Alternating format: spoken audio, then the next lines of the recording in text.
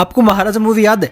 नहीं? चलो आपको वो गाना तो याद होगा, मैं तेरा दीवाना तू मेरी दीवानी। सॉरी, चलो ये भी छोड़ो, नहीं याद है कोई बात नहीं, मैं आपको बता देता हूँ। इस मूवी में एक राजा का बेटा होता है कोहिनूर नाम का, जिसके पास कुछ मैजिकल पावर्स होती है। वो अपनी आंखों से जानवरों को कंट्रोल या फिर हिप्नोटाइज कर सकता है। अब सुनने में तो प्लॉट काफी ज्यादा मजेदार है, पर क्या करें, ये बॉलीवुड की 90s की मूवी थी और इसमें बस इसका इतना ही यूज था। बाकी जो मेन प्लॉट था वो माँ को पकड़ लिया, उसको बचाने वाला, यही सब था। पर तुम ये सोच रहे हो कि मैं तुम्हें अभी क्यों बता रहा हूँ? तो देखो, मेरे पास इसकी सीक्वल मूवी का एक आइडिया है। जैसे कि आजकल सुपर हीरो मूवीज और सिनेमैटिक यूनिवर्स का बाढ़ सी आ गई है और हर कोई अपनी मूवीज अपनी सिनेमैटिक यूनिवर्स बना रहा है, तो मेरे पास भी एक आइडिया है। आइडिया कुछ इस टाइप का है कि 1988 के बाद जब इस मूवी क्लाइमेक्स के बाद गवर्नमेंट को कोहिनूर की एबिलिटी का पता चला, तो उन्होंने उसको यूज करना चाहा, ये बोल करके तुम अगर गवर्नमेंट का काम करोगे उन गवर्नमेंट तुम्हें और तुम्हारी फैमिली को सुविधाएं देगी। ऐसा करके गवर्नमेंट ने कोहिनूर को एक स्पाई टाइप एजेंट बना दिया, पर किसी मिशन में कोहिनूर की डेथ हो जाती है, ऐसा हमें बताया जाता है। और ये सारी कहानियां में नेटर के थ्रू या फिर ग्राफिक्स या फिर एनिमेशन के थ्रू ऑडियंस को बता दी जाती है। इसके बाद कहानी टेक प्लेस करती है 2013 में,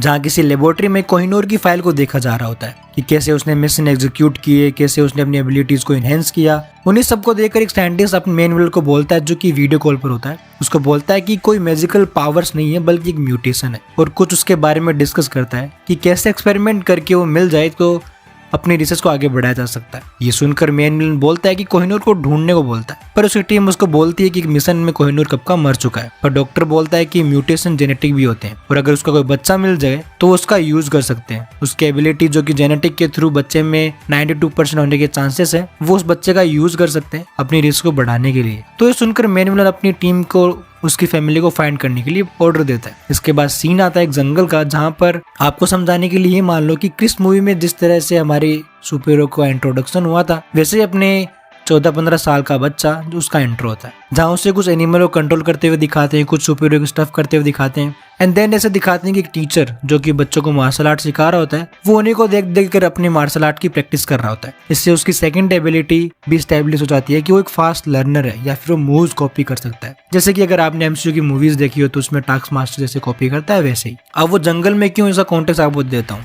तो अपने हीरो की पिता की कोहिनूर के मिशन में डेथ हो जाने के बाद गवर्नमेंट उसको भी सेम ट्रेनिंग देना चाहती थी, बट उसकी माँ ये नहीं चाहती थी। इसीलिए वो काफी टाइम से जगह टू जगह गांव टू गांव भाग रही ताकि अपने बच्चे को बचा सके। बट अब मेन विलन की टीम उसके पीछे पड़ गई है, तो उसे फाइंड कर लेती है। अपना हीरो उनसे फाइट करने की कोशिश करता है, उन्हें टैकल करने की कोशिश करता है, बट वो 14 साल का बंदा है, तो वो कितने भी कोशिश करने के बाद मूवी के इंटरवल होते होते उनकी टीम उस बच्चे को पकड़ लेती है। उसके बाद इंटरवल के बाद लेबोरेटरी में ले जाया जाता है, जहाँ पर उस पर एक्सपेरिमेंट किए जाते हैं ताकि उसके फुल्ली जेनेटिक म्यूटेशन को एक्टिव किया जा सके और उसको एक वेपन बनाया जा सके। ये एक्सपेरिमेंट का सीन आप कुछ captain America the first time जैसा मान सकते हो, जहाँ पे उसको इसी मशीन में डालते हैं और उस पर एक्सपेरिमेंट करने की वजह से उसकी बॉडी इनहेंस हो जाती है और उसकी बॉडी छोटी बन जाती है और थोड़ा हाइट वाइट भी बढ़ जाती है। और अपना मेन विलन जो कि वीडियो कॉल पे था, वो और कोई नहीं बल्कि क्रिस 3 मूवी का मेन विलन काल ही होता है, क्योंकि हमने इस मूवी को क्रिस की यूनिवर्स में स्टैब्लिश किया है। वहाँ उसी लैब में कुछ सपोर्टिंग कैरेक्टर्स भी होते हैं, एक टैग गाय होता है, एक लड़की होती है। वो अपने हीरो को बचाने की कोशिश करते हैं, बट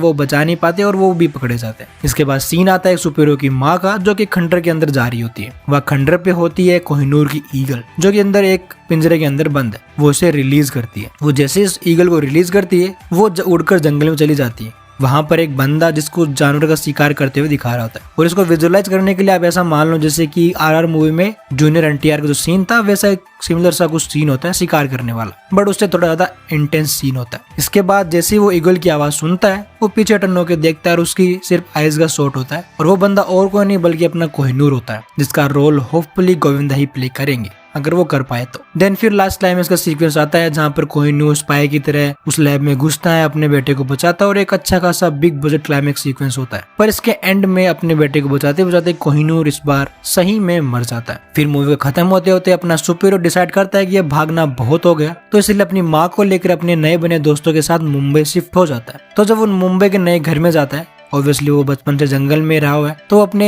जैसे घर को इधर देख रहा होता है, तो उसे नजर टीवी के ऊपर पड़ती है, और टीवी के ऊपर नजर पड़ती है वो थोड़ा सरप्राइज हो जाता है, और पीछे से बैकग्राउंड में बजता है क्रिस का थीम म्यूजिक। और इसके बाद सीन आता है टीवी का, जहाँ पे हमें क्रिस का सीन दिखाया जाता है। वो कोई भी सीन हो सकता है, चाहे वो प्लेन को बचाने वाला हो या फिर क्लाइमेक्स का सीन हो गया, और यहीं पर हमारी मूवी खत्म हो जाती है। तो अब देखो, मुझे पता है कि इतनी डिटेलिंग में नहीं था, बट तुम्हें कैसा लगा? अगर तुम्हें अच्छा लगा तुम बता सकते हो। होपफुली आगे भी ऐसी मेरी ओवर थिंकिंग के थ्रू काफी और सारे सीक्वल्स का आइडिया, कुछ मूवीज़ का आइडिया आते रहेंगे। तब तक के लिए सब्सक्राइब कर लेना और बताना ज़रूर कि कैसा लगा तुम्हें, क्या मुझे और भी फ्यूचर में ट्राई करना चाहिए जैसी चीज़ें।